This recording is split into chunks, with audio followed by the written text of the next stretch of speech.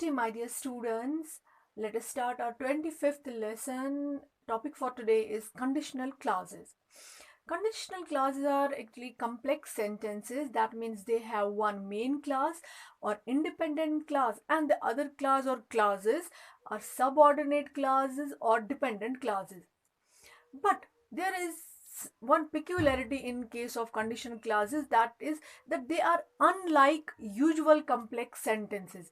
That means they are not like normal complex sentences, because we know in a normal complex sentence a subordinate clause or a dependent clause is dependent on the main clause for its complete meaning.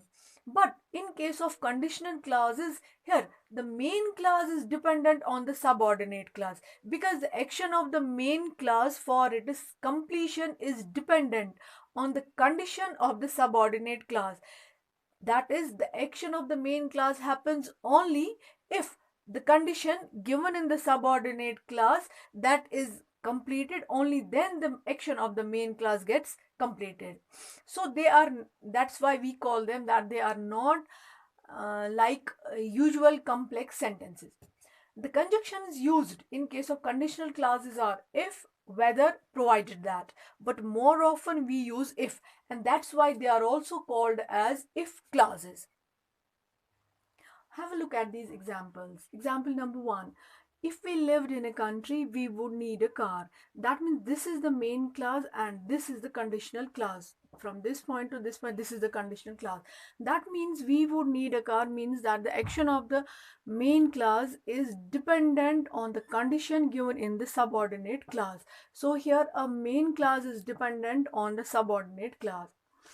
Number 2, like if we heat ice it melts, or we can write it in this way also, ice melts if we heat it. So this part here, or this part, it is the main clause, and this part it is the conditional, it is the subordinate clause.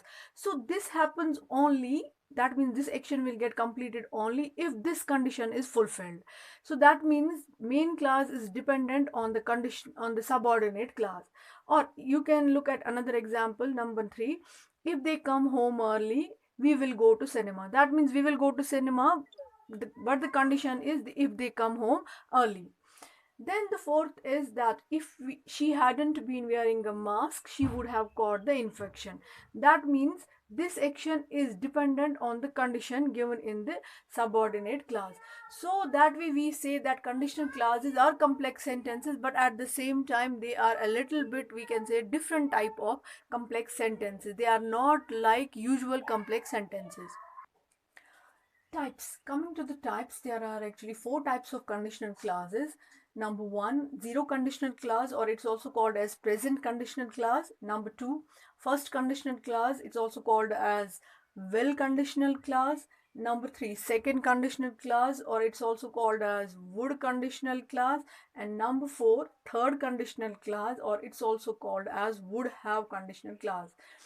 Remembering these names, present, as remembering different conditional clauses as present conditional clause, will conditional clause, would conditional clause, and would have conditional clause, it helps actually us to remember at least the verb structure of each clause. So if we will remember the different types of present clauses by these names, they will help us at least to remember the verb structure of different clauses. Now let us start with let us discuss these different conditional clauses in detail. Discussing the different conditional clauses, when we have to look for which conditional clause is used for which situation, and also we have to look at the verb structure of the conditional clauses. That means which verb is used in the subordinate clause and which verb is used in the main clause. So on that basis, conditional clauses, we know there are of 4 types. And now let us start with the first type, that is zero conditional clause or present conditional clause. These conditional clauses are used for situations where if condition is fulfilled in present, the result also comes in present. Structure for this is that first, for subordinate clause, we start with conjunction and then the subject and then the verb, and here in this case verb is present simple, and then the rest part of the sentence. And in the main clause, it starts first with subject and then the verb, and again the verb here is present simple. For example, this is the conjunction if, and if is usually the conjunction in case of conditional clauses. If, this is the subject and this is the verb, and you can see here it is, we have used it present simple because we know if we heat water it boils. It's not that it will take a lot of time, it boils. The condition is fulfilled in the present, the result also comes in the present. And again, if you look at this example, we have this starts with the main clause, starts with the subject and the verb here is again present simple. Then, or we can even reverse it like this: water boils, that means this is the subject and this is the verb is present simple, and this is the conjunction, this conjunction, and this is the subject and this is the verb, and verb again is present simple. Because in case of present conditional clauses, the verb on both the sides, that means on in main clause as well as in subordinate clause, is present simple. Similarly, let us go to next example. It's if we go higher. Verb is present simple. It is cooler. That means is again used, that it is the first form of the verb present simple.